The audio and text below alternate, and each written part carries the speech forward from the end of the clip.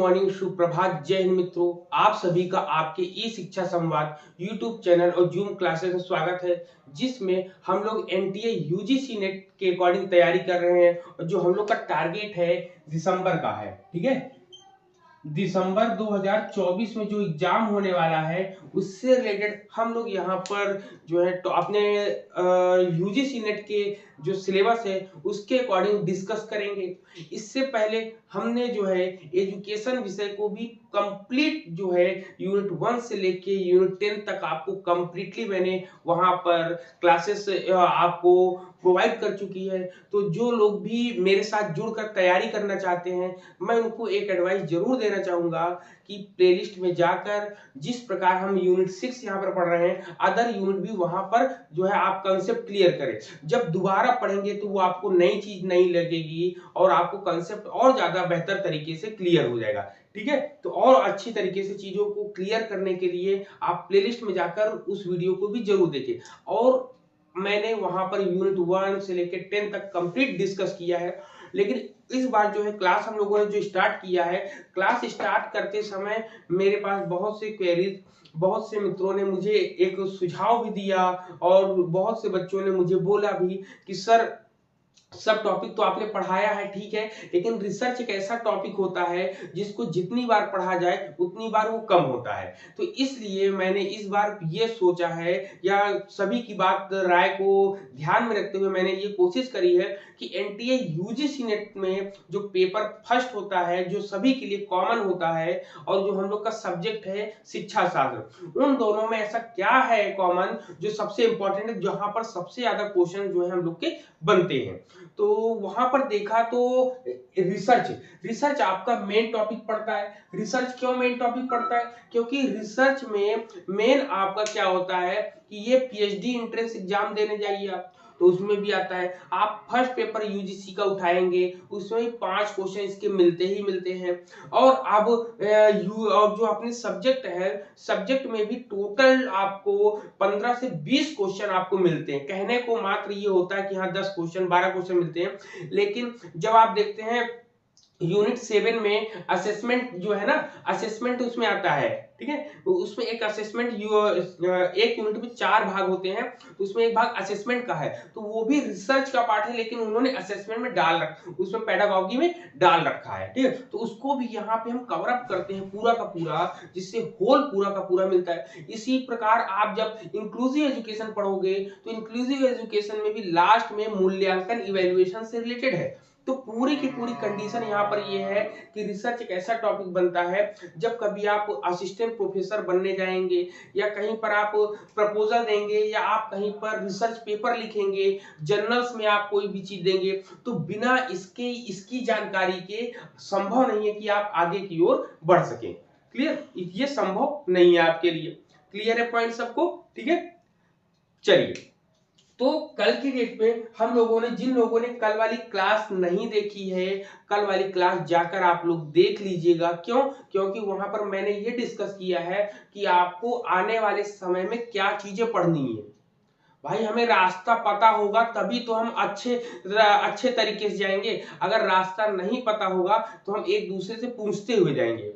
आप मान लो कहीं पर आपको कोई स्थान पर जाने के और आपको उसका एड्रेस पता है, लेकिन उसका रास्ता सही से पता नहीं है, तो आप क्या करते हो, किसी ना किसी राहगीर से पूछते हुए जाते हो। तो उसमें क्या होता है, बार बार आप अपनी गाड़ी को रोकते हो, फिर जाके पूछ के तब जाते हो, तो मतलब धीमे धीमे जाते हो। लेकिन जब आपको सही वे में पता होगा कि हमें कैसे कैसे जाना है, तो आप बहुत आराम से और बहुत तेजी से बिना किसी पूछे आप जा सकते हो। बिल्कुल सेम कंडीशन इसका ये भी है कि रिसर्च में कल की डेट में हम लोगों ने देखा था क्या पढ़ना है, मीनिंग एंड स्कोप पढ़ना है।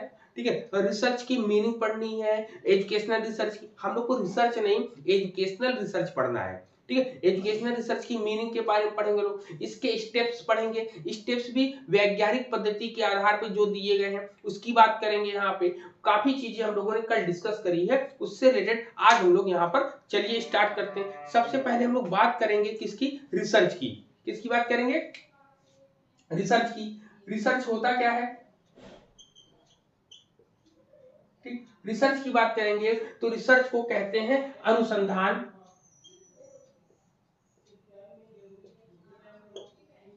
अनुसंधान की बात करेंगे।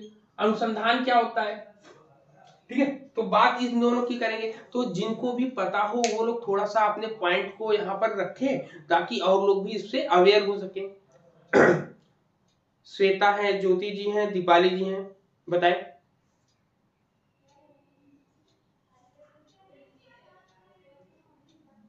हेलो, आवाज आ रही, बोलिए।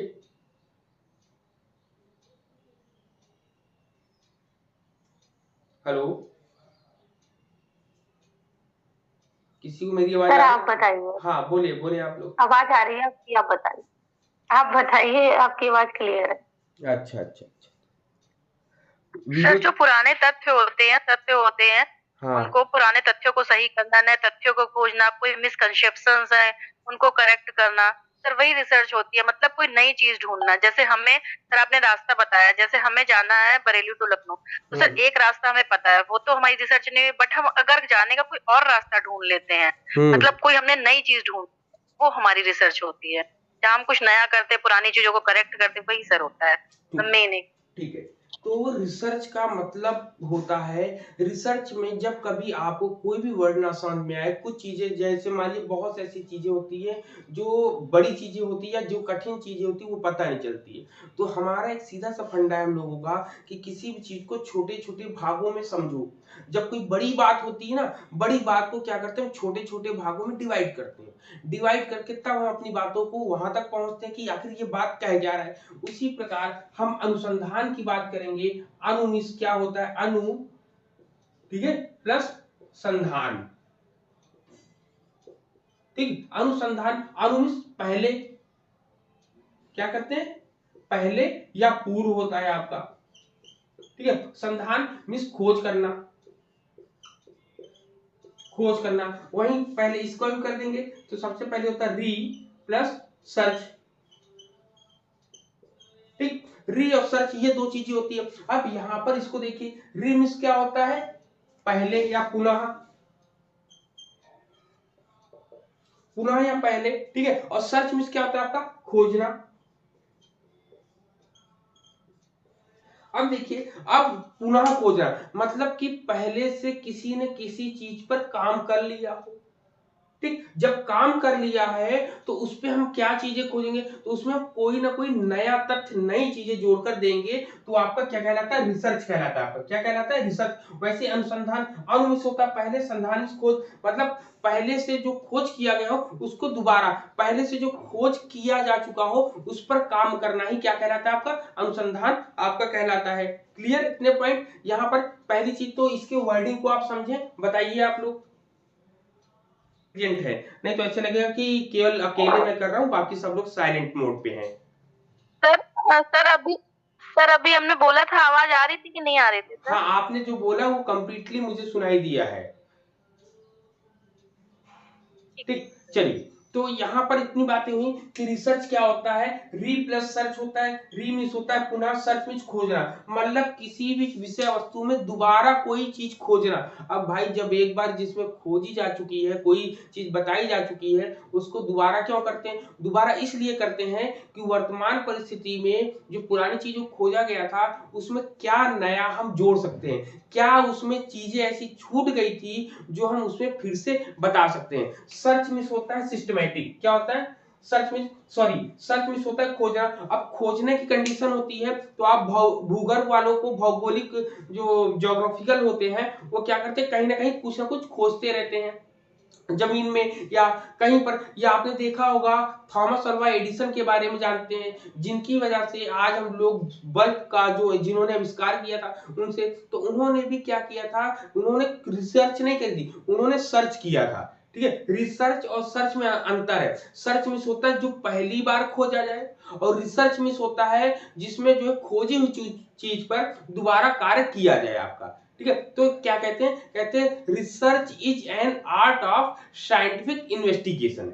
क्या कहते हैं, research is an art of scientific investigation, मतलब कि शोध जो होता है या अनुसंधान जो होता है ये एक वैज्ञानिक अन्वेषण की कला है। क्या है, वैज्ञानिक खोज की एक कला है, ठीक है। पहला पहला पॉइंट लिख लेंगे, क्या है, इसको लिख लेंगे। पहला पॉइंट हमने बोला है कि research is an art of scientific investigation. वैज्ञानिक क्या है आपका?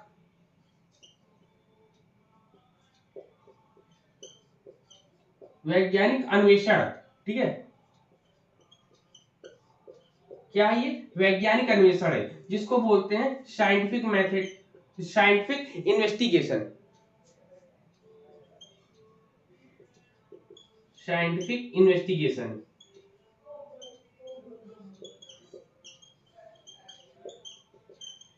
ठीक है, ये क्या है? एक तरीके से साइंटिफिक इन्वेस्टिगेशन है आपका। फिर इसमें कहते हैं कि किसी भी चीज को प्राप्त करने के लिए एक व्यवस्थित प्रयास के रूप में माना जाता है, जिसमें हम नए ज्ञान की खोज करते हैं। ठीक है, व्यवस्थित प्रयास में क्या करते हैं? सबसे पहले अगर इसकी बात करें तो ये क्या होता है? व्यवस्थित मतलब सिस्टमेटिक होता है आपका पहला। ठीक है, क्या होता है? ठीक है, सिस्टमैटिक होता है आपका। इसमें इसमें किसी भी तथ्य को खोजने से पहले उसके क्या करते हैं? इसमें हम कुल मिला के उसके फैक्ट्स को जानते हैं, उसकी प्रॉब्लम से क्रिएट चीजों को जानते हैं, मानते हैं। ठीक है, उनसे संबंधित जो भी होता है, तो कह सकते हैं इसके फीचर्स की बात कहते हैं कि रिसर्च क्यों होता है। अगर हम ऐसे कहें फीचर इसके बनाए, ठीक, फीचर्स की बात करें तो फीचर्स में सबसे पहले क्या करते हैं? रिसर्च के माध्यम से सॉल्यूशन ऑफ द प्रॉब्लम, किसी समस्या का समाधान करते हैं। क्या करते हैं? लिखिएगा, सॉल्यूशन ऑफ द प्रॉब्लम। ठीक, सॉल्यूशन ऑफ द प्रॉब्लम होता है पहला, मतलब कि रिसर्च के माध्यम से हम, या शिक्षा के क्षेत्र में अब रिसर्च के माध्यम से हम किसी भी समस्या का समाधान करते हैं। लेकिन वही शिक्षा के क्षेत्र में देखते हैं तो शिक्षा से संबंधित जो है रिसर्च का प्रयोग हम क्यों करते हैं शिक्षा के क्षेत्र में? अभी देखा आपने एनईपी 2020 जो बना है, उसमें भी रिसर्च किया गया है। रिसर्च के माध्यम से ये देखा गया है कि जो पहली शिक्षा नीति 1968 में बनी थी, उसमें क्या नियम कायदे कानून बताए गए, फिर 1986 में जो बताए गए उसको भी कंक्लूड किया। फिर इसके बाद मतलब पूरे भारत के हर राज्यों से जो है सुझाव मांगे गए थे, उनके हर जगह की एजुकेशन को देखा गया था।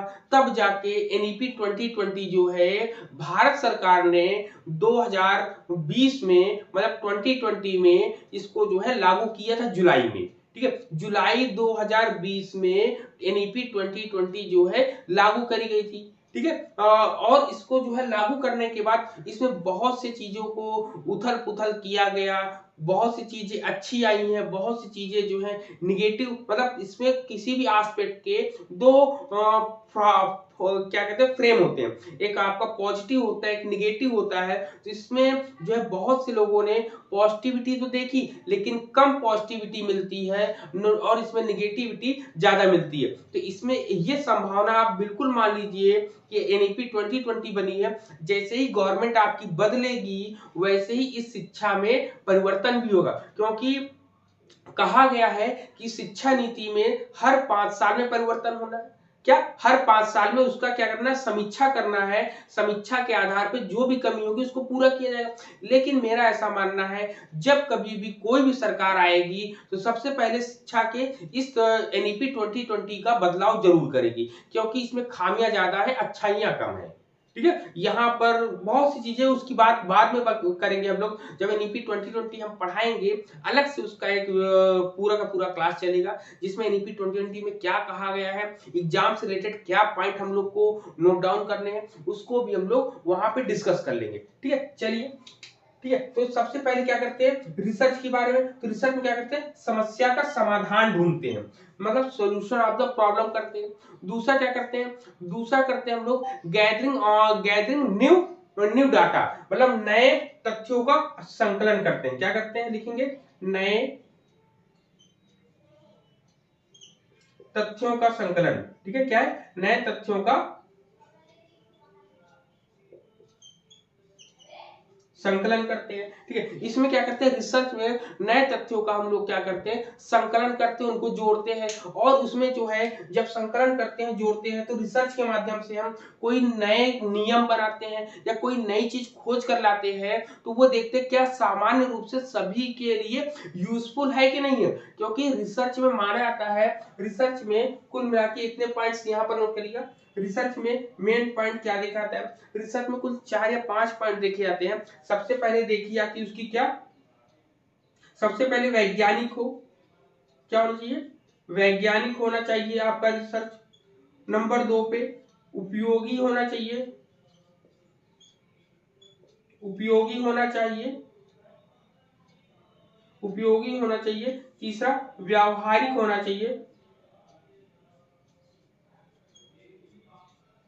व्यावहारिक होना चाहिए। और नंबर 4 पे नवीन होना चाहिए, क्या होना चाहिए, नवीन होना चाहिए। और नंबर 5 पे मौलिक होना चाहिए, क्या होना चाहिए, मौलिक।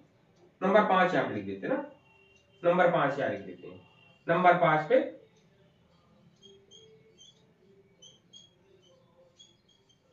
मौलिक होना चाहिए। ये जो है हम कह सकते हैं, इसके और भी गुण हो सकते हैं, लेकिन जो है ये 5 जो है सबसे महत्वपूर्ण गुण माने जाते हैं, या कहें इनकी 5 विशेषताएं होती हैं कि जिस रिसर्च किसे कहते हैं, तो आप एक लाइन में परिभाषा बताएंगे।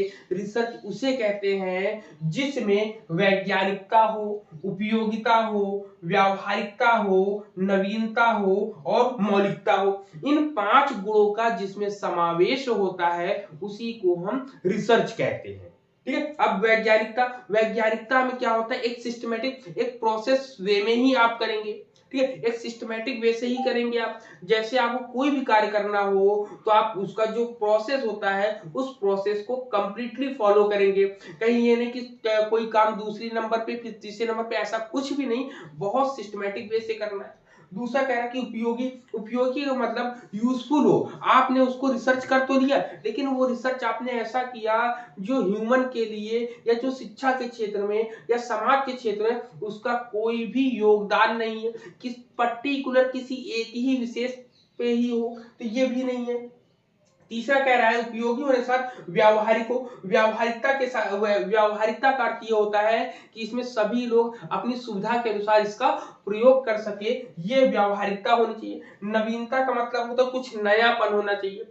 ठीक है, नवीन का मतलब क्या होता है, जैसे न्यू ट्रेंड्स में जो चल रहे हैं उसमें कुछ अलग। अब जैसे देखिए इसका एग्जांपल आपको दें तो हमारे गूगल ने या कुछ जो भी कंपनी है उन लोगों ने क्या किया, एआई ला दिया है। क्या, इंटेलिजेंस, आर्टिफिशियल इंटेलिजेंस ला दिया ना, एआई, आर्टिफिशियल इंटेलिजेंस जो लाया है, एआई चैट जीटीपी आप देखते होंगे। तो एआई का प्रयोग जो है इस नए टेक्नोलॉजी में इसका यूज किया गया कि नहीं किया गया, कि इसमें क्या है, ये नवीनता के रूप में लाया गया। तो अब मान के चलिए एआई पर सबसे ज्यादा रिसर्च होने वाला है। ठीक है, एआई पर जितने भी आपके होंगे, एआई अब इस समय एआई पर सबसे ज्यादा रिसर्च होने, आने वाले समय में एआई पर ही रिसर्च होगा आपका, कि क्या होता है, किस तरीके से, इसमें क्या फीचर है। मतलब कि ये संसार में ज्ञान भरा हुआ है, ये संसार जो है ज्ञान का भंडार है, इसमें से आप जो भी चीज निकाल सकते हो निकाल कर ले आओ, कहीं दूसरी दुनिया से कोई भी चीज नहीं है। इस प्रकृति में सब कुछ समाहित है। जिस प्रकार इस ब्रह्मांड में ये प्रकृति महत्वपूर्ण है, उसी प्रकार हमारा शरीर भी इस ब्रह्मांड का सबसे महत्वपूर्ण अंग है। हमारे शरीर में अनेक प्रकार की जो है शक्तियां छिपी हुई हैं, बस उसको निकालने का कार्य करना है। ठीक है, उसको क्या करना है, निकालने का कार्य करना है। बिल्कुल वही है आपका। फिर आपका मौलिक, मौलिक का मतलब क्या होता है, मौलिक का मतलब होता है कि जो किसी का नकल ना किया हो, जो किसी और के द्वारा कोई शब्दों का प्रयोग ना किया हो, स्वयं के द्वारा स्वयं की चीजों को निकालने का जो प्रयास किया जाता है, जो अपने मौलिक, मौलिक का मतलब मेरा, मौलिक का मतलब होता है मूल, मूल का मतलब होता है जो स्वयं के द्वारा बनाया गया हो, तो उसी को मौलिक कहते हैं, मूल कहते हैं, नवीन कहते हैं। ठीक है, अब तो रिसर्च में 10% का केवल जो है आपकी मानक जो है निर्धारित है। 10% से जरा सा भी अगर ज्यादा हुआ तो आपकी रिसर्च की थीसिस जो है पूरी की पूरी काट दी जाती है। क्यों दीपाली जी, सही बोल रहे हैं ना, बताइए। जी सर। जब इसमें जनरलाइजेशन करते हैं, फिर इंपीरिकल एविडेंस भी करते हैं। इंपीरिकल एविडेंस क्या होता है?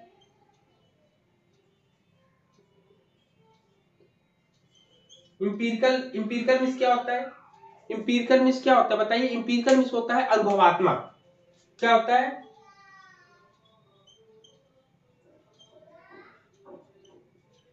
ठीक, अनुभवात्मक होता है। अनुभवात्मक का मतलब होता है पहले से हमने कोई ना कोई कार्य कहीं ना कहीं कुछ देखा होगा। जब कभी कहीं कुछ देखा होगा तो देखने के आधार पर ही हम उन सब चीजों के बारे में डिस्कस करते हैं, उन सब चीजों के बारे में बताते हैं। इसको ये जो है क्लिनिकल रिसर्च के अंतर्गत आता है। किसके अंतर्गत आता है? क्लिनिकल रिसर्च के अंतर्गत आता है।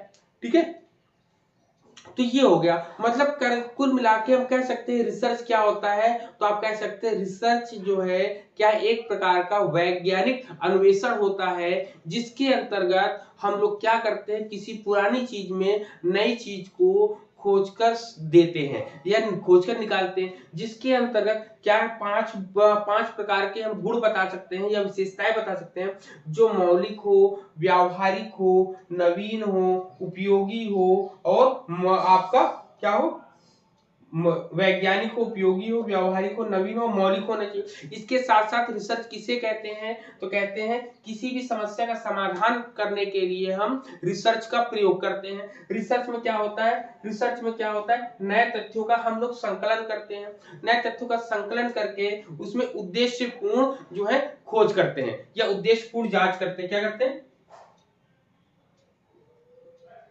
उद्देश्यपूर्ण जांच करते हैं। हम लोग क्या करते हैं? उद्देश्यपूर्ण हम लोग जांच करते हैं, इन्वेस्टिगेट करते हैं। तो कुल मिलाकर कह सकते हैं कि it is an organised inquiry. ठीक है, कह रहे इट इज एन क्या ऑर्गेनाइज्ड इंक्वायरी जो होती है, मतलब कि संगठित जांच हम लोग करते हैं या संगठित इन्वेस्टिगेशन करते हैं। ऑर्गेनाइज्ड इन्वेस्टिगेशन के बारे में अगर बात करें या इंक्वायरी की बात करें, तो वो आपका कौन है? आपका रिसर्च के बारे में ही डिस्कस करते हैं हम लोग। ठीक है, तो रिसर्च में क्या होता है? तो रिसर्च में क्या होता है कि रिसर्च जो है अनुसंधान जो है या शोध प्रश्नों के उत्तर खोजने का एक व्यवस्थित तरीका होता है। मतलब कुल मिलाकर जब कभी हम रिसर्च करते हैं तो रिसर्च करने से पहले हमारे मन में बहुत से ख्याल आते हैं कि आखिर ऐसा क्यों होता है, किस लिए होता है, कहां से ये चीजें आती हैं। जब ऐसी छोटी छोटी चीजों के बारे में आपको जानना होता है तो आप क्या करते हो कि उनसे संबंधित कुछ प्रश्न बना लेते हो। आपने देखा होगा कि जब कभी जो लोग भी रिसर्च कर रहे हैं वो लोग एक क्वेश्चनायर बनाते हैं। क्वेश्चनायर जो है सबसे बेस्ट टूल माना जाता है रिसर्च करने के लिए, क्योंकि इसके माध्यम से हम अनेक प्रकार के प्रश्नों के उत्तर जान सकते हैं। क्योंकि जब कभी हम मान लीजिए हम आपसे बात कर रहे हैं और आप जो है सही चीजों को नहीं बता रहे हैं हमको, तो उसमें क्या होगी, उसमें बहुत सी चीजें आप जो है हम लोग को बता ले जाएंगे और बहुत सी चीजें हम लोगों को नहीं बता पाएंगे। ठीक है, बहुत सी चीजों को आप बता ले जाएंगे और बहुत सी चीजों को आप नहीं बता लेंगे। जैसे हमने कहा कि आपको क्वेश्चनायर बना के दिया, कुछ प्रश्न ऐसे थे जो आप बोलकर हमें नहीं बता सकते हैं, लेकिन लिख कर या टिक करके आप वहां पर बता देते हैं। ठीक है, तो ऐसी कंडीशन में क्या होता है? ऐसी कंडीशन में आपको जो प्रश्नों के उत्तर आपको चाहिए वो आसानी से मिल जाते हैं आपको वहां पर। ठीक है, तो ये पहला तो हुआ कि जब कभी शोध करने जाएंगे तो शोध करने से पहले हम उनके लिए कुछ प्रश्न बना लेंगे। प्रश्नों का एक व्यवस्थित जो है प्रश्नमाला बना लेंगे और इसमें एक निश्चित चरण के अनुसार, मतलब कह रहे हैं कि सिस्टमैटिक वे से निश्चित चरण के अनुसार हम शोध प्रक्रिया संचालित करेंगे, जिसमें जो है हम लोग क्या एक्यूरेट रिजल्ट मिलने की पूरी संभावना होती है। ठीक है, इसमें फीचर्स में हम लोग कह दिए कि ये एक सिस्टमैटिक अप्रोच के बारे में आता है। इसके बारे में पूरा का पूरा क्लियर हुआ कि अनुसंधान क्या होता है, अनुसंधान में क्या क्या विशेषताएं होनी चाहिए। ये दो टॉपिक आपको क्लियर हुए, बताइए, बोले। सर ये अनुभवात्मक लिखा है, इसके बारे में बताइए, इसके बारे में नहीं बताया आपने। अनुभवात्मक जो है ये इंपीरिकल होता है। क्या होता है? अनुभवात्मक जो होता है ये इसको इंपीरिकल इंग्लिश में बोलते हैं। अनुभवात्मक प्रयोग का अनुभवात्मक जो है ये गुण होता है, ये पूर्व में किसी कार्य को करने के पश्चात जो हमें आभास होता है, जो हमें महसूस होता है, वो अनुभव होता है और इसका प्रयोग हम क्लिनिकल रिसर्च में प्रयोग करते हैं। क्लिनिकल रिसर्च को कहते हैं नैदानिक। या क्लिनिकल उपागम, क्लिनिकल अप्रोच कहते हैं ना। नैदानिक उपागम, नैदानिक उपागम क्या होता है, जिसके नैदानिक उपागम क्या होता है, जिसके अंतर्गत हम किसी भी समस्या का ऊपरी उपचार नहीं करते हैं, बल्कि उसके अंदर की चीजों को निकालकर प्रॉब्लम को सॉर्ट आउट करते हैं।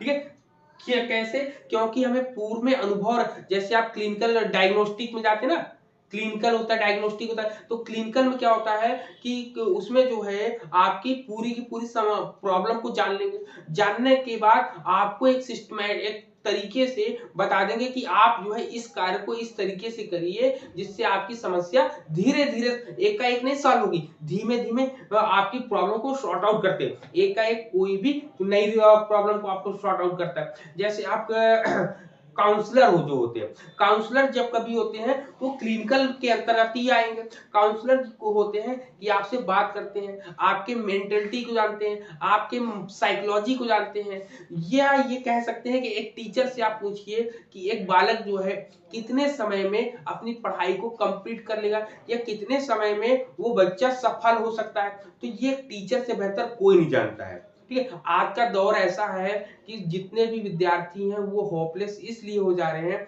कि गवर्नमेंट जो है, जैसे बच्चे तैयारी करते हैं उस तरीके से वो पेपर कराने में असमर्थ है।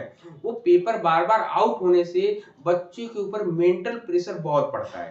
ठीक है, लेकिन हाँ, अगर आप हमसे कहें कि मेरे सामने कोई विद्यार्थी पढ़ रहा है और किस तरीके से पढ़ रहा है, अगर वो कुछ 2-4 दिन अगर मुझसे बताएगा कि हाँ सर मैं इस तरीके से ऐसी स्ट्रेटजी को लेके चल रहा हूँ, तो मैं उसको कह सकता हूँ या हम उसको बता सकते हैं कि आप किस तरीके से आप सफल हो सकते हो।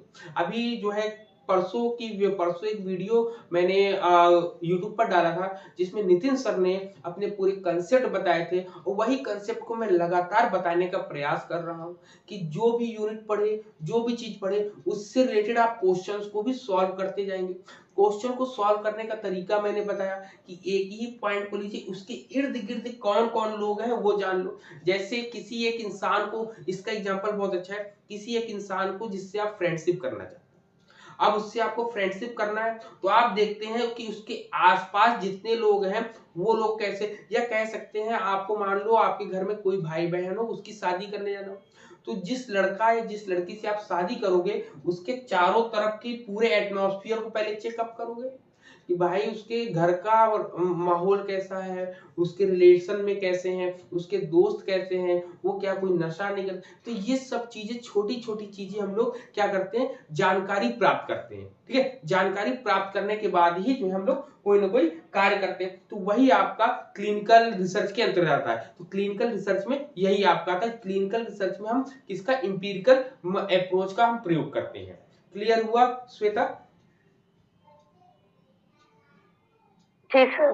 ठीक है, तो इसमें ये बात होगी। अब कोई कहे कि अब इसमें ये भी याद रखिएगा, रिसर्च में हम लॉजिकल रीजनिंग का प्रयोग करते हैं, तार्किकता के आधार पर, मतलब तार्किकता के आधार पर इसमें इंडक्टिव और डिडक्टिव मेथड का प्रयोग करते हैं। किसका?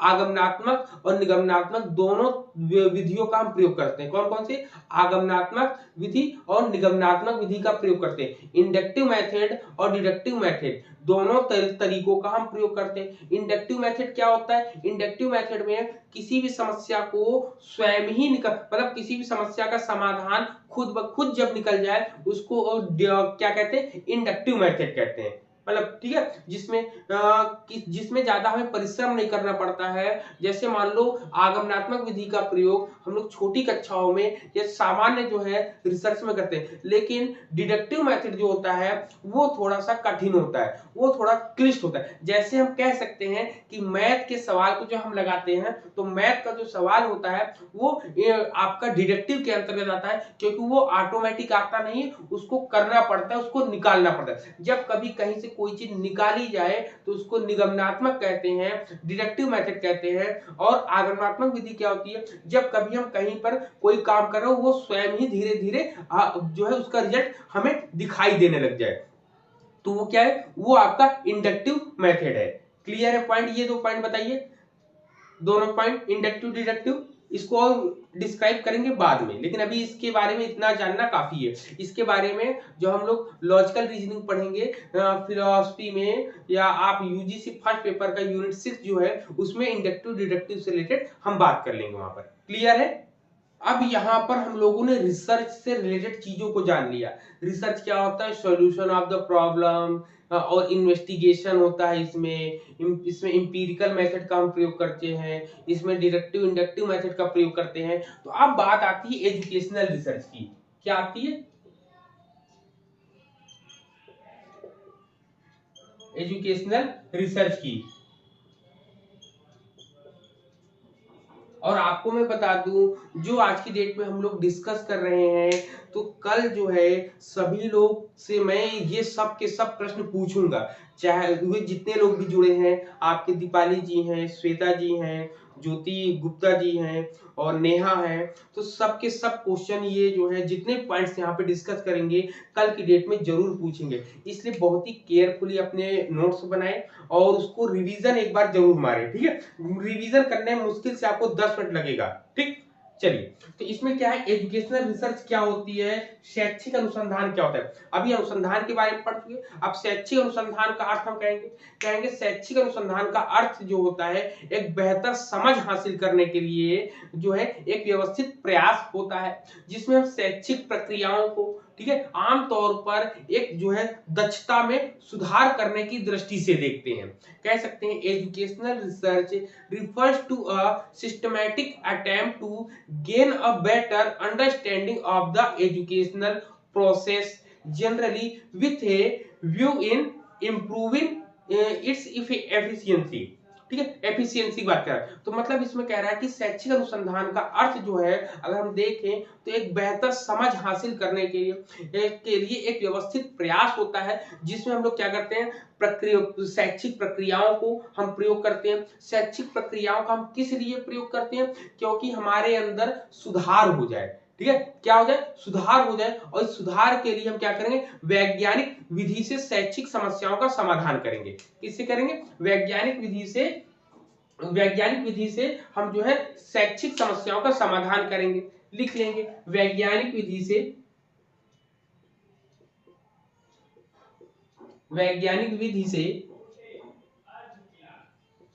से शैक्षिक, ठीक है, वैज्ञानिक विधि से शैक्षिक समस्याओं का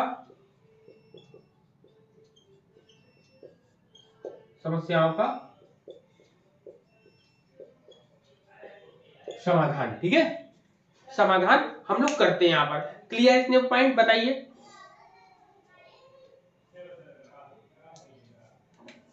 यहाँ पे एजुकेशनल प्रॉब्लम को हम लोग सॉर्ट आउट करेंगे कैसे? साइंटिफिक मेथड से। ठीक है, एजुकेशनल प्रॉब्लम को हम लोग सॉर्ट आउट करेंगे किससे? आपका साइंटिफिक मेथड से। तो साइंटिफिक मेथड एक तरीके से रिसर्च प्रोसेस के अंतर्गत ही आता है। अब इसमें अच्छाई क्या है? मतलब कहते हैं कि कह सकते हैं educational research is the study and investigation in the field of education. मतलब कहते हैं शैक्षिक अनुसंधान जो होता है शिक्षा के क्षेत्र में अध्ययन और अन्वेषण है। मतलब स्टडी एंड इन्वेस्टिगेशन है कि शिक्षा के क्षेत्र में कैसे क्या है। इसको जो है मुनरो ने कहा है। मुनरो एक जो है थिंकर थे, एक रिसर्चर थे। उन्होंने बोला कि शैक्षिक अनुसंधान का अंतिम उद्देश्य सिद्धांतों का पता लगाना और उसको विकसित करना है। लिख लीजिएगा कि हम लोग अब लिखेंगे शैक्षिक अनुसंधान जो है उसकी एक परिभाषा लिखेंगे। किसके अनुसार? मुनरो के अनुसार लिखेंगे। मुनरो के अनुसार क्या है?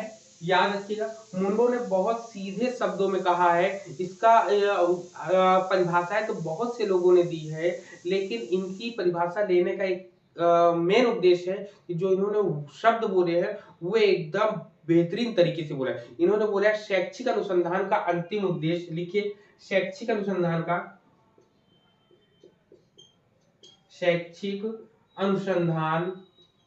ठीक है, शैक्षिक अनुसंधान का, ठीक है, शैक्षिक अनुसंधान का अंतिम उद्देश्य, शैक्षिक अनुसंधान का अंतिम उद्देश्य, ठीक है। शैक्षिक अनुसंधान का अंतिम उद्देश्य बता रहे हैं, कह रहे शैक्षिक अनुसंधान का अंतिम उद्देश्य क्या होता है? सिद्धांतों का पता लगाना, सिद्धांतों का पता लगाना, ठीक है। जब कहते हैं शैक्षिक अनुसंधान का अंतिम उद्देश्य सिद्धांतों का पता लगाना और विकसित करना है,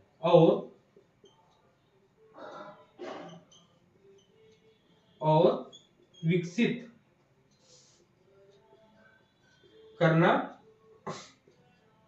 करना है, ठीक है।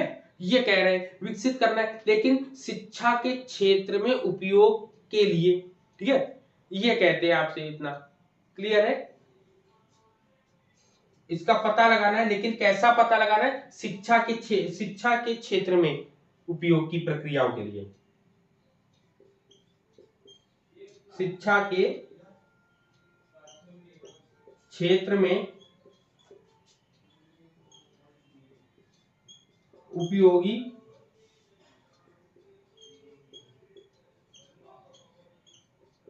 प्रक्रियाओं के लिए, ठीक है। अब इसको बताएंगे कि ये डेफिनेशन आपको कैसे याद रखनी है, कैसे याद करना है। लिख लीजिए पहले, आप ये लीजिए, लिख लेंगे तो बताएंगे फिर ना।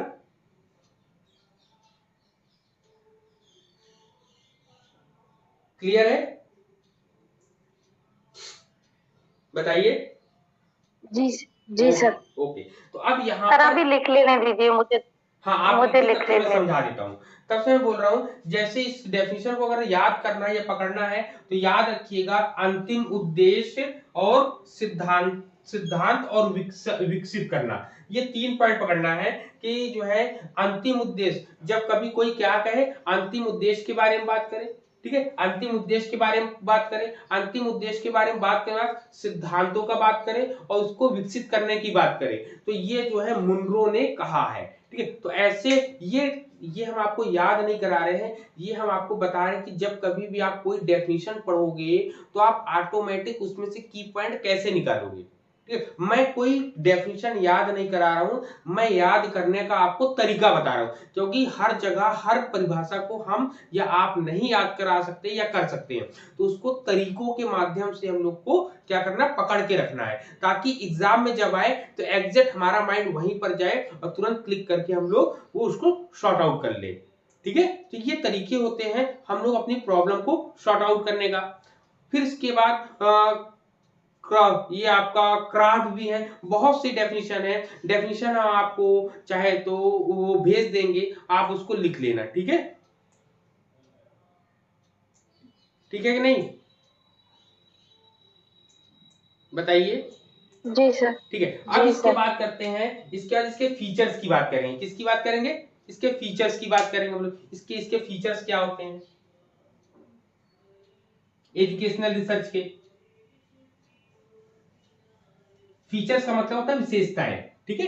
इनकी विशेषताओं के बारे में बात करेंगे, ठीक। इसकी विशेषताओं के बारे में बात करने के बाद इसके भी क्वेश्चन जो है तो शाम को या कल हम करा देंगे, ठीक है। एजुकेशनल रिसर्च के फीचर्स,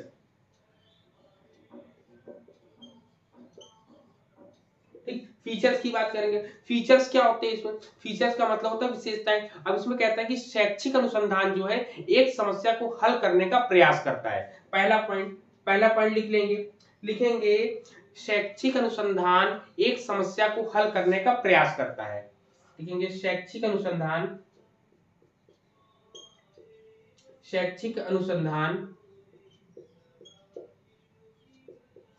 ठीक है। शैक्षिक अनुसंधान एक समस्या को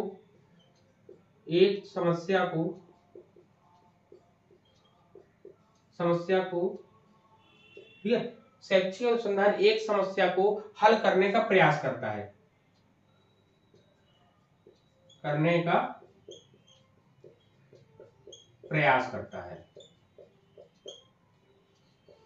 ठीक, ठीक है, प्रयास करता है। ये पॉइंट हो गया, थोड़ा सा कट रहा है ना।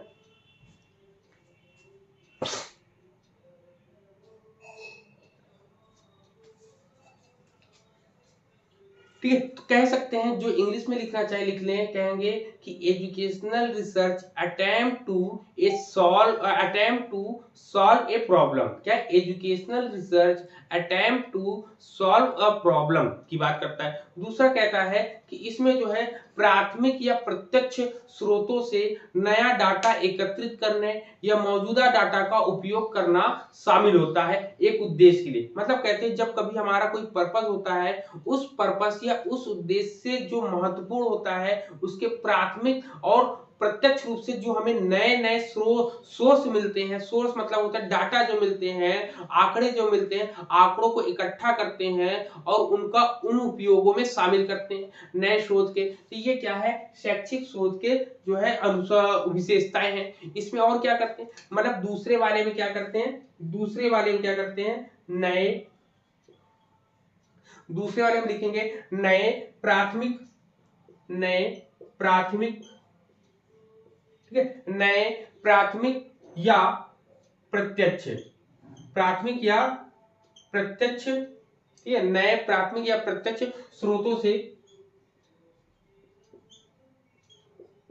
से आंकड़ों को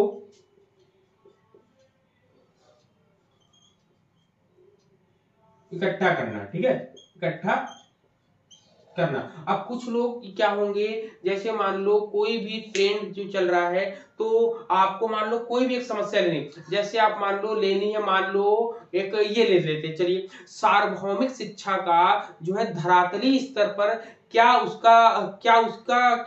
उसकी परिस्थिति है। मतलब सार्वभौमिक शिक्षा जो है एसएसए जो कि 2001-2 में आया था, उसकी स्थापना तो हुई। उसमें क्या क्या, सार्वभौम शिक्षा में सभी को शिक्षा दी जानी चाहिए, 6 से 14 वर्ष तक के सभी बच्चों को। लेकिन क्या ये जितना कागजों पर कारगर है, क्या ये वास्तविक धरातल पर है कि नहीं है। जब इस तरीके के आप रिसर्च करना चाहोगे शिक्षा के क्षेत्र में, तब आपको क्या करना पड़ेगा, एक समस्या को हल करने का प्रयास करेंगे।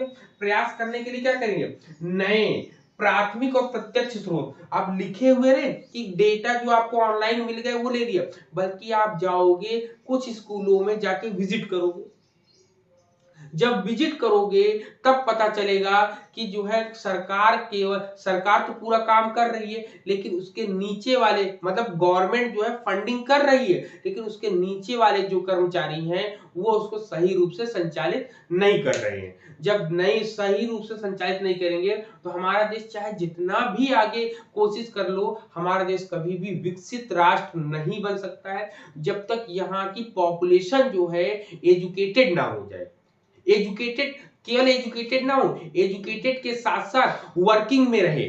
जब तक आप वर्किंग में नहीं रहोगे तब तक आप क्या कह सकते हैं, डेवलपमेंटल जो है आपसे क्या कहते हैं, देशों में नहीं आ पाओगे, कंट्रीज में नहीं आ पाओगे। डेवलपमेंट कंट्रीज में आपका नाम जब तक कब तक नहीं आएगा, ये जो है जब जो है आपके स्वामी विवेकानंद जी ने शिकागो का धर्म सम्मेलन करने गए थे, जब लौट कर आए थे, उसके बाद ही उन्होंने ये घोषणा कर दी थी कि हमारा भारत कभी भी एक विकसित राष्ट्र नहीं बन सकता है। तो उनसे पूछा गया क्यों, तो उन्होंने कहा कि हमारी आधे से ज्यादा जो महिलाएं हैं, जो माताएं बहनें हैं, वो घर का केवल चूल्हा चौका कर रही हैं।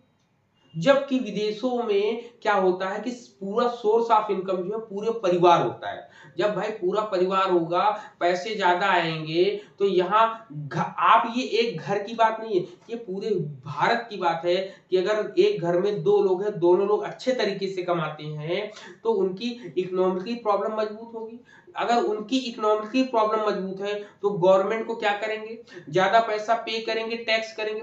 जब ज्यादा पैसा टैक्स पे करेंगे तो गवर्नमेंट भी हमारी क्या होगी, मजबूत होगी। तो हम इस तरीके से डेवलपमेंट कंट्रीज में जा सकते हैं या आ सकते हैं। ये एक रिसर्च का पार्ट होना चाहिए कि हमारी कहां से जुड़ी है। जब तक हमारा एजुकेशन सिस्टम नहीं अच्छा होगा तब तक हम अपनी शिक्षा को और ऊंचाई तक नहीं ले जाएंगे। अब गवर्नमेंट क्या करती है, अब आप इससे बात करेंगे कि कैसे सर इसको किस तरीके से हम समझ सकते हैं, तो आप कह सकते हैं कि वर्तमान समय में एक सामान्य घर में शिक्षा प्राप्त करना बहुत मुश्किल है, ठीक है। गवर्नमेंट का ये कहना है कि हम सभी कोचिंग्स को बंद कर देंगे, ठीक है। सभी संस्थानों को आप भाई सबसे पहली प्रायोरिटी है, कोचिंग से ज्यादा समस्याएं हैं आपकी प्राइवेट स्कूल और प्राइवेट कॉलेज, ठीक है, क्योंकि प्राइवेट स्कूल प्राइवेट कॉलेज से ही आपकी कोचिंग संस्थान ये सब शुरू होती है। अगर आप प्राइवेट स्कूल प्राइवेट कॉलेज को अगर आप नहीं बंद कर सकते हैं तो वहां पे काबिल टीचर्स को बैठा रहिए। काबिल टीचर्स कैसे? जो बीएड किए हैं, जो एमएड किए हैं, जो प्रोफेशनल डिग्री करके जा रहे हैं, उन लोगों को आप जो है से उन सेक्टर में जाने दोगे तो वो बेहतर से बेहतर काम करके जाएंगे।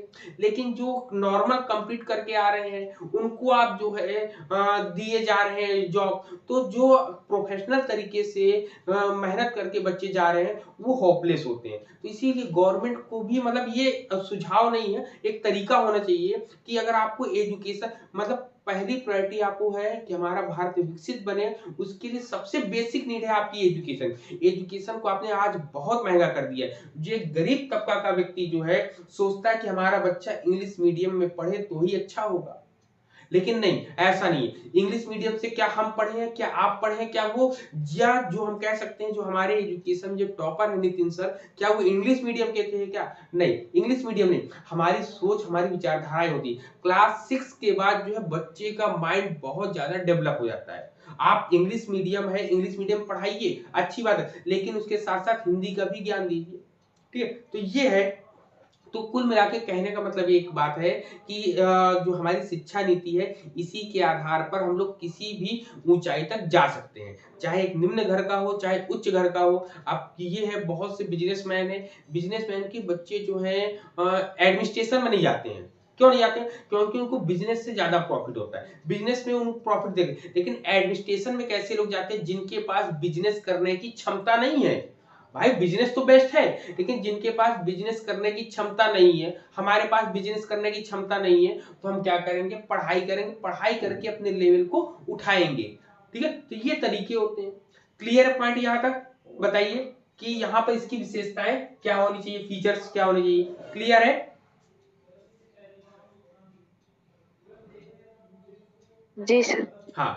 अब इसमें ये चीजें, अब इसमें क्या होता है, इसकी विशेषताओं में और हम करेंगे बात। इसकी विशेषताओं में क्या होना चाहिए? सामान्यीकरण होना चाहिए। क्या होना चाहिए? मतलब कि हमारा रिसर्च, हमारा शोध जो है कैसा होना चाहिए? सामान्यीकरण, मतलब इतना कठिन नहीं होना चाहिए कि कुछ ही लोग इसका प्रयोग कर सके। मान लो यहाँ पर 100 लोग हैं आपके घर में, 100 लोग इन द सेंस घर में का मतलब रिलेशन में। अब 100 लोग हैं, 100 लोगों को तो आप नहीं खुश कर सकते हो, लेकिन 40% लोगों को तो आप संतुष्ट कर ही सकते हो ना। ये नहीं है कि केवल केवल आप 10% को करो ना, आप कम से कम आधा ना सही, आधे से थोड़ा सा कम तो आप उन लोगों को सेटिस्फाई कर सकते हो। तो ये काम आपको करना चाहिए। सामान्यीकरण की बात होती है, तो सामान्यीकरण का मतलब होता है 100 to 100% नहीं किसी को आप कर सकते, लेकिन 40, 50, 70 ऐसे परसेंट जो है आप उनको सेटिस्फाई कर सको, सामान्यीकरण कर सको। सामान्यीकरण का मतलब होता है इंग्लिश में इसको जनरलाइजेशन कहते हैं, ठीक है। फिर दूसरा होता है सिद्धांत का निर्माण। शैक्षिक अनुसंधान के अंदर सिद्धांतों का निर्माण होता है। इसमें आप देखते होंगे कि जो हम लोग कोई बच्चे को पढ़ाते हैं, जो पेडागॉगी आप कहते हैं ना, पेडागॉगी, हम लोग शिक्षा मनोविज्ञान के अंतर्गत जितनी भी है, C TET, UP TET, super TET, चाहे कहीं का भी हो, सब कुछ उसके अंदर पढ़ लेते हैं। तो उसमें क्या होता है कि उसमें टीचर को ये सिखाया जाता है कि आपको मनोविज्ञान का ज्ञान हो। जब आप मनोविज्ञान का ज्ञान रखेंगे तो उससे संबंधित उनके सिद्धांत के बारे में भी जानना पड़ेगा। भाई शिक्षण कैसे करना है, शिक्षण को प्रभावशाली कक्षा में कैसे बनाना है। अगर कक्षा में एक बालक जो है बहुत ही क्रॉस क्वेश्चन करता है या बहुत ही दुष्ट बालक है जो कक्षा में, उसको सुधारना है तो कैसे सुधारेंगे? उसको ऑप्शन देगा, मार कर, आप लोग को ऑप्शन सुनिएगा, उसको डांट कर मार कर सुधारेंगे, उसको कक्षा से बाहर कर देंगे, या उसको जो है अतिरिक्त कार्य देंगे, या उसको कक्षा का मॉनिटर बना देंगे। अब आप बताओ इन चारों में से क्या होगा सही उत्तर? ऑप्शन मैंने दिया है कि एक बहुत दुष्ट बालक है जो परेशान ज्यादा करता है क्लास में, तो क्या करेंगे? सबसे पहले उसको कक्षा से बाहर कर देंगे। दूसरा क्या है मैंने बताया कि कक्षा से बाहर करने के बाद दूसरा पॉइंट मैंने बताया कि उसको जो है अतिरिक्त कार्य देंगे। तीसरा पॉइंट मैंने बताया कि उसको जो है क्लास का मॉनिटर बना देंगे। और चौथा, चौथा मुझे याद नहीं है, यही तीन में बता दो, आप बताओ। इसी 3 में क्या बेटर होगा? सर अगर मॉनिटर, हाँ बोलिए, उसका मॉनिटर बना देंगे, मॉनिटर बना देंगे क्लास का। बताओ और लोग बताओ। सर क्लास मॉनिटर बना देंगे। बिल्कुल, इसका ये है क्लास मॉनिटर। क्यों? क्योंकि जब कभी भी किसी के ऊपर क्या होती जिम्मेदारी आती है, तो जिम्मेदारियों को वो धीरे धीरे समझने लगता है। ठीक, जिम्मेदारियों से किसी बालक को मार पीट के हम नहीं सिखा सकते, क्योंकि जब छोटी कक्षाओं में अगर आपने देखा होगा कि अगर बालक को मारो तो वो कुंठित हो जाता है। कुंठित इन द सेंस कि उसके अंदर जो घृणा प्रवेश कर जाती है और वो जो बहुत ज्यादा गुस्सैल तरीके का हो जाता है। तो इन सब चीजों को कंट्रोल करने के लिए बच्चों को मार की आवश्यकता नहीं है, बच्चों को सही गाइडलाइन देने की जरूरत है। अगर कोई बच्चा नहीं मानता है तो या तो आप उसको अतिरिक्त कार्य दे दो, या दूसरा काम है कि उसको क्लास मॉनिटर बना दो, और क्लास मॉनिटर बनाने के बाद उसकी डेली जो है क्लास लो, तो वो खुद ब खुद धीरे धीरे सुधरना उसके अंदर आ जाएगा। तो ये हुआ। इसके अंतर्गत ये हो गया सिद्धांत का निर्माण करेंगे। सिद्धांत के निर्माण में आपके जो है मनोवैज्ञानिक सिद्धांतों का ज्यादा प्रयोग करता है, शिक्षण से संबंधित सिद्धांतों का हम प्रयोग करते हैं यहाँ पर। ठीक है, फिर इसके बाद जो है आपकी सिद्धांत आते हैं। सिद्धांत आपके मतलब प्रिंसिपल एंड थ्योरीज आती है। थ्योरीज के बाद जो है आपका यहाँ पे प्रिडिक्शन एंड कंट्रोलिंग पावर आता है। क्या आता है? भविष्यवाणी और नियंत्रण। भविष्यवाणी और नियंत्रण। अब देखिए, अब इसमें एजुकेशनल रिसर्च में आपकी भविष्यवाणी भी आएगी। भविष्यवाणी इन द सेंस कि आप प्रिडिक्शन कर सकते हो ना कि अगर ये बच्चा जो है 10 दिन तक अगर यही प्रयास करेगा तो 11वें दिन ये सीख जाएगा। हमारे मनोविज्ञान के क्षेत्र में ये कहा जाता है कि अगर आपने 21 दिन कोई भी कार्य कर लिया तो 22वें दिन आपको करने की आवश्यकता नहीं है, आप खुद ब खुद ऑटोमेटिक उसको कर ले जाओगे। ठीक है, ये मशीन का नहीं है, ये हमारे व्यक्तिगत जीवन की बात है कि अगर हमने 20-21 दिन अगर कोई काम डेली कंटिन्यू कर लिया तो 22वें दिन वो ऑटोमेटिक आप कर ले जाओगे। ये मनोविज्ञान, ये भविष्यवाणी कहती है। ठीक है, अब कंट्रोल, कंट्रोल में हम लोग जो है मैकडूगल की कितनी मूल प्रवृत्तियां हैं? किसी को पता है कि मैकडूगल ने कितनी मूल प्रवृत्तियों के बारे में बात करी है? 15। मैकडूगल का नाम सुना है? हाँ सर, सर 15 दिन। नहीं, 14 मूल प्रवृत्तियों के लिए मैकडूगल का नाम फेमस है। मैकडूगल ने 14 मूल प्रवृत्तियां दी। मूल प्रवृत्ति का मतलब होता है जो हमें जन्मजात मिलती हैं प्राकृतिक रूप से, भगवान के द्वारा नहीं, प्राकृतिक रूप से हमें जो मिलती हैं उसको हम क्या कहते हैं? 14 मूल प्रवृत्ति होती, जैसे हंसना, रोना, गाना। ठीक है, ये सब चीजें पूरी की पूरी आती। खेल में भावनाएं हैं, ठीक है, क्रोध है, ठीक है। तो ये सब चीजें आपकी इसमें अंतर आती हैं। तो ये नियंत्रण की कहानी होती है। तो ये पूरे के पूरे हम लोग यहाँ पे इसके फीचर्स के बारे में डिस्कस कर लिया है। बताइए, क्लियर है पॉइंट यहाँ पर?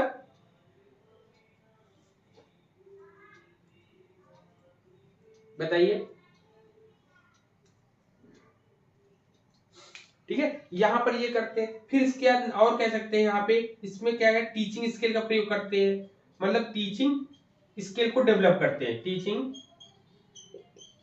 स्किल को डेवलप,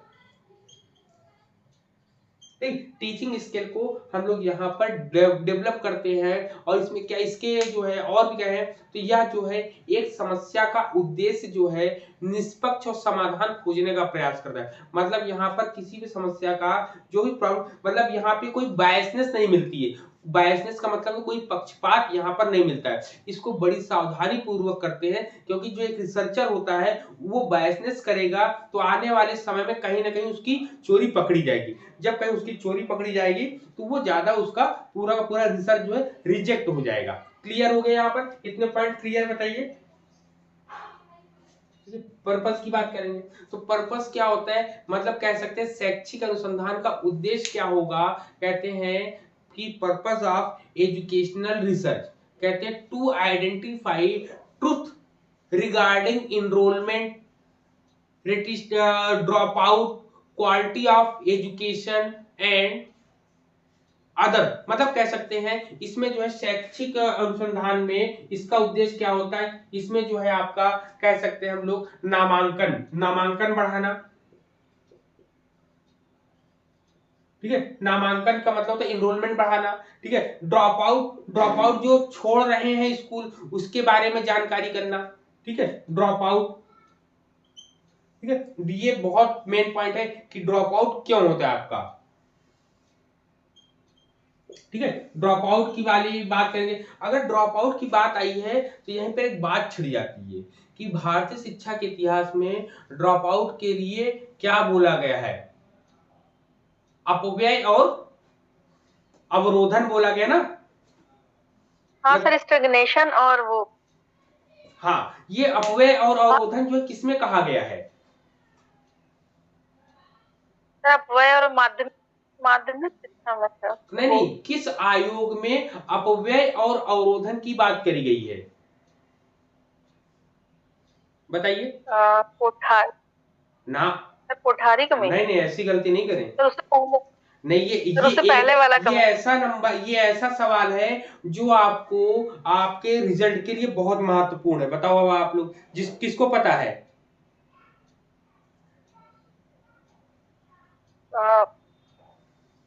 किसी को पता है? सर मुतालियर में कहते थे नहीं कहेंगे। और कोई बताओ, और कोई लोग भी बताइए, किसी को पता है अपव्यय और अवरोधन की बात किस आयोग में करी गई है? ऑप्शन दे दे। जी सर। सर एनईपी 86 में। नहीं, एनईपी 86 से पहले की बात है ये। अपव्यय और अवरोधन की पहले से ही बात हो गई है। बताइए तो भाई। देखिए आपके पास ऑप्शन दे रहे हैं, 4 ऑप्शन है आपका। सबसे पहले वुड का घोषणा पत्र, दूसरा विश्वविद्यालय शिक्षा आयोग, तीसरा सार्जेंट आयोग, चौथा हर्टांग समिति। सर सार्जेंट शायद। अब हर्टांग समिति जानते हैं? हर्टांग समिति में ये बात कही गई है अपव्यय और अवरोधन की। ठीक है ना। किसकी बात करिए? अपव्यय और अवरोधन की, जिसमें कहा गया है कि जब कभी कोई बच्चा जो है अपनी कक्षा में एक बार पढ़ता है, एक कक्षा 6 मान लो कोई बच्चा पढ़ रहा हो और उसी में फेल होकर दोबारा पढ़ने लगे, ठीक है, तो वो क्या है? अपव्यय। अपव्यय मिस होता है पैसे की फिजूल खर्ची। ठीक, पहला पॉइंट अपव्यय। और अवरोधन क्या होता है?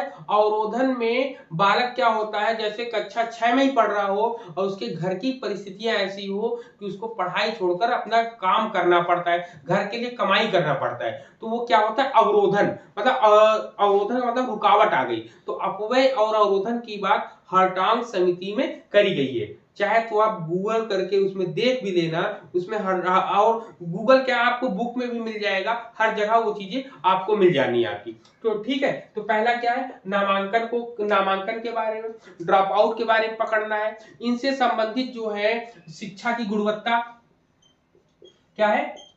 शिक्षा की गुणवत्ता, शिक्षा की गुणवत्ता के लिए कौन काम करता है? क्यूसीआई काम करता है, quality council of India. Quality council of India के भी याद रखिएगा, क्यूसीआई फुल फॉर्म आता है। मैं जो हूँ डेली अभी क्वेश्चन पेपर जो चंद्रा क्लासेस में चल रही है वहां पे इंटरनेट की प्रॉब्लम है तो क्वेश्चन नहीं करा रहे, लेकिन वहां के जो क्वेश्चन कराते हैं हर पॉइंट को डिस्क्राइब करने की कोशिश रहती है, उसको भी आप लोग कोशिश करा करो कि ज्वाइन कर लो। शाम को 6 बजे रहती है, लेकिन अभी 1-2 दिन से नहीं हो रही क्योंकि नेटवर्क इशू है आपका। Clear point? ठीक, तो ये हो गया आपका, ड्रॉप आउट हो गया। फिर इसके बाद और क्या कहते हैं? और इसमें कहते हैं कि इसमें कार्यप्रणाली, ठीक है, कार्यप्रणाली के बारे में डिस्कस करते हैं। किसके बारे में? ठीक है। अब देखिए इसमें फीचर्स में, अब फीचर्स में ये सब हम बात नहीं करते थे, हम लोग किसमें? पर्पस में ये सब बात कर रहे हैं। तो ये ध्यान रखना, ये फीचर्स नहीं है, इसके पर्पस है। पर्पस में कार्यप्रणाली के बारे में जानकारी करना, ठीक है, कार्यप्रणाली कैसे कोई भी काम करेंगे, ठीक है, यहाँ पर। फिर कक्षा या संस्थान, कक्षाओं को हम किस तरीके से चलाएं, प्रशासनिक स्तर पर क्या चीजें होनी चाहिए, नीति। अगर आपसे पूछे कि जो है प्रशासनिक स्तर पर विद्यालय में जो कार्य होते हैं उसके अंतर्गत अगर शोध किया जाए तो शोध की विशेषता कहलाएगा कि शोध के उद्देश्य कहलाएगा। तो यहीं पर ये पॉइंट आप लोग लिख भी लीजिएगा कि जब कभी संस्था से संबंधित कोई भी कार्य पूछा जाए या कहा जाए तो वो पर्पस के अंतर्गत आएगा, मतलब पर्पस इन द सेंस कि उद्देश्य के अंतर्गत आएगा। प्रशासनिक कार्य जितने भी हैं वो शिक्षा अनुसंधान के उद्देश्य के अंतर्गत आते हैं। जैसे पाठचर्या का जैसे मान लो कार्यप्रणाली में या नई शिक्षा नीति, नई शिक्षा नीति, ठीक है, नई शिक्षा नीति, तो ये क्या है, ये जो है शैक्षिक अनुसंधान का एक उद्देश्य है। क्या है, नई शिक्षा नीति बनाना। अब नई शिक्षा नीति बनाना क्या है, एक तरीके से रिसर्च का, एजुकेशनल रिसर्च का उद्देश्य है, या कहें करिकुलम का,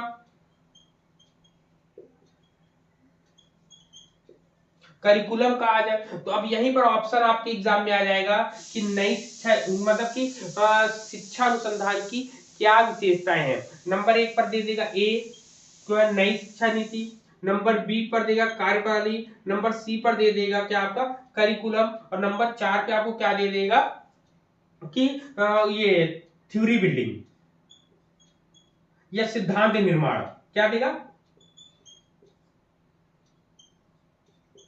सिद्धांत निर्माण। अब आप बताओ इसमें जो है इसके पर्पस के अंतर्गत कौन कौन से आएंगे, तो आप बता सकते हैं कार्यप्रणाली आएगी, नई शिक्षा नीति आएगी, करिकुलम आएगा, लेकिन सिद्धांत निर्माण नहीं आएगा। सिद्धांतों का निर्माण हम कहाँ करते हैं, उनकी विशेषताओं के अंतर्गत, शिक्षा की विशेषताओं के अंतर्गत हम सिद्धांत निर्माण करते हैं।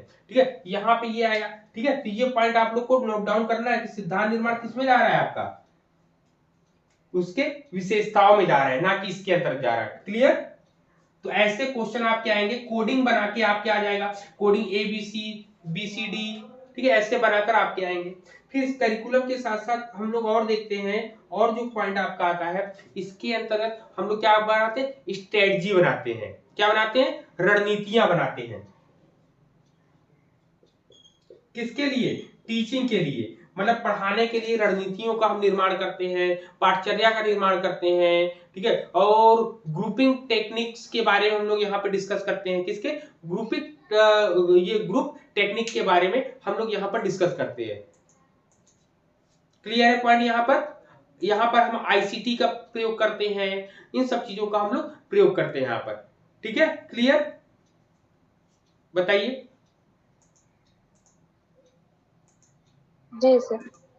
ठीक है, तो इतने पॉइंट्स हम लोगों ने डिस्कस के लिए। आज हम लोगों ने इसकी रिसर्च की मीनिंग के बारे में जाना, रिसर्च के हम लोगों ने क्या जाना, फीचर्स के बारे में जाना, रिसर्च के हमने पर्पस के बारे में जाना है। अब रिसर्च के स्कोप्स के बारे में डिस्कस कर लेते हैं। ठीक, रिसर्च का स्कोप क्या होता है, रिसर्च के स्कोप की बात करेंगे तो इसका जो है उपयोग या इसका दायरा जो होता है, इसका शिक्षा के क्षेत्र में बहुत ज्यादा ब्रॉड होता है। ये शिक्षा के हर एक क्षेत्र में प्रयोग में आने वाला टॉपिक होता है। इसमें जो है किसी भी समस्या का जड़ से, किसी भी समस्या का जो जटिल समस्याएं होती है उनका समाधान हम शैक्षिक अनुसंधान के द्वारा करते हैं, जिसमें संगठन, नियोजन, नियंत्रण और मूल्यांकन किया जाता है। मतलब इसमें जो है कई चीजों को मिलाकर इसमें किया जाता है। इसमें पूरी तरीके से शिक्षण से संबंधित जितने प्रकार की भी समस्याएं आती हैं उनको हल करने का जो,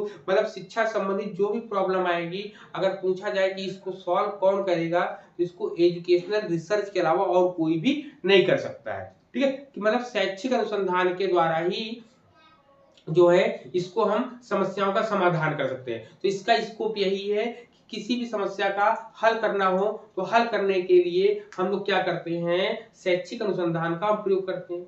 जैसे मान लो कि एक जटिल सामाजिक समस्या को हल करना है, तो सामाजिक समस्या को हल करने के लिए लगातार हम शैक्षिक अनुसंधान के क्षेत्र में कार्य करेंगे। उसमें देखेंगे कि व्यक्ति जो समाज है उस समाज में किस चीज की सबसे पहले नीड है। अगर किसी को नीड है भूख की और उससे कहो आप पढ़ाई करो तो वो आपसे सबसे पहले पढ़ाई नहीं करेगा, तो वो क्या कहेगा, सबसे पहले मेरे को भूख लगी, मेरे को खाना दो।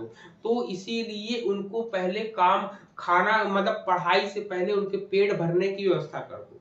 जब पेट भरने की व्यवस्था कर दोगे तभी तो वो पढ़ाई की ओर उन्मुख होगा। देखिए विशेषताओं में ये नहीं है, उद्देश्य में ये नहीं है, लेकिन स्कोप में क्या कह रहा है, स्कोप में कह रहा है कि डीपली जानो कि भाई कोई भी अगर पढ़ाई, कोई भी स्टेट जो है अगर एजुकेटेड नहीं है तो उसका मेन रीजन क्या है? उसका मेन रीजन देखना पड़ेगा कि उन लोग का वर्क कैसा है, उन लोग का जो है नीड कैसी है, उनकी नीड फुलफिल हो पा रही है कि नहीं हो पा रही है। एजुकेशन की नीड फिर लास्ट में दिखाई जाती है, ठीक है? ये सब चीजें होती हैं, ठीक है? हाँ, यहाँ पर इतनी चीजें थी। यहाँ पर जो है शैक्षिक अनुसंधान के अंतर्गत हम व्यक्तित्व को प्रभावित करते हैं। इसका स्कोप क्या होता है? इसको किसी की पर्सनालिटी को मेजर करना होता है, जिसमें हम लोग रेटिंग स्केल देखते हैं, पोर्टफोलियोज देखते हैं, रूब्रिक्स का प्रयोग हम करते हैं। तो ये स्कोप जो है, जो आपके आज के समय में ना, आप यूनिट 7 में जब आप जाओगे तो यूनिट 7 में आपको पोर्टफोलियो पढ़ने को मिलेगा, रूब्रिक्स पढ़ने को मिलेगा, चेकलिस्ट पढ़ने को मिलेगा। तो ये सब क्या होता है, किसी बच्चे का जो रिपोर्ट बनता है स्कूलों में, उस रिपोर्ट में इन्हीं रिसर्च का ही प्रयोग होता है, ठीक है? क्योंकि रिसर्च के प्रयोग में डाटा को आप कलेक्ट करोगे, डाटा को कलेक्ट करने के बाद उसका एनालिसिस करोगे, तब जाके एक रिपोर्ट आप बनाओगे, ठीक है? जिसको एकेडमिक रिपोर्ट कहते हैं। आज के समय में जितने भी आप एग्जाम दो, एपीआई जो है जरूर जोड़ी जाती है हम लोग के शिक्षा के क्षेत्र में ना। एकेडमिक जो है रिपोर्ट जरूर बनाई जाती कि आपका कैसा रहा है चीजें यहाँ पर। तो ये स्कोप के बारे में हम लोगों ने डिस्कस कर लिया है। क्लियर है? पॉइंट बताइए यहाँ तक।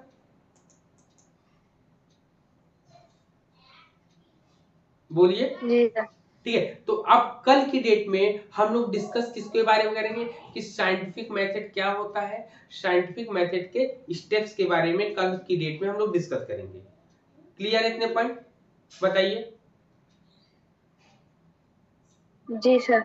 किसी को कोई डाउट हो तो आप पूछ सकते हैं, अपने टॉपिक से रिलेटेड, अपने सब्जेक्ट से रिलेटेड या अदर सब्जेक्ट से रिलेटेड, या आप किस तरीके से आप अगले 4 महीने या 5 महीने में पढ़े, ये सब चीजों के बारे में जिसको जो कुछ भी पूछना हो, कोई प्रॉब्लम हो रही हो तो आप डिस्कस कर सकते हैं।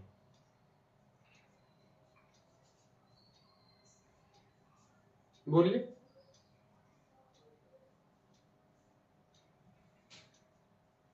किसी को कोई डाउट नहीं है? क्लास ऑफ करी जाए। बोलिए। हेलो हेलो, मेरी वॉइस आ रही है आप सभी नो को? सर, मुझे, हाँ सर, मुझे नहीं प्रॉब्लम। हाँ हाँ, और सभी को कोई प्रॉब्लम नहीं ना? तो चलिए, बेहतर तरीके से आप लोग तैयारी करिए और ये सोचिए कि आपको जो है मात्र ये 4 महीने में किस तरीके से अपने सिलेबस को कंप्लीट करना है।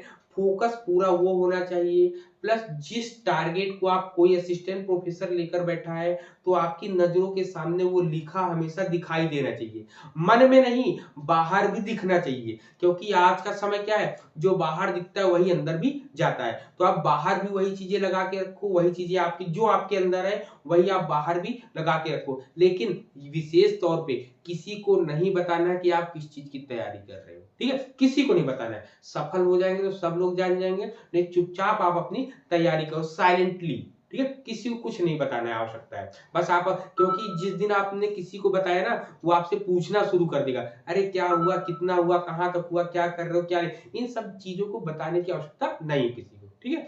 तो सो आई होप आपका दिन बहुत अच्छा हो, बहुत अच्छे तरीके से आप तैयारी करो, घर का काम कंप्लीट करके, और घर वालों का भी भाई देखिए, घर वालों का सपोर्ट बहुत जरूरी होता है। तो घर वाले जो भी कार्य कहें कर लीजिए, शांति से करने के बाद तब आप जाके आराम से बैठिए, तो वो भी खुश, आप भी खुश, आपकी भी तैयारी बेहतर तरीके से हो जाएगी, ठीक है? चलिए, ठीक है, तो चलिए कल मिलते हैं, तब तक के लिए सभी को जय Hind, good day, have a nice day.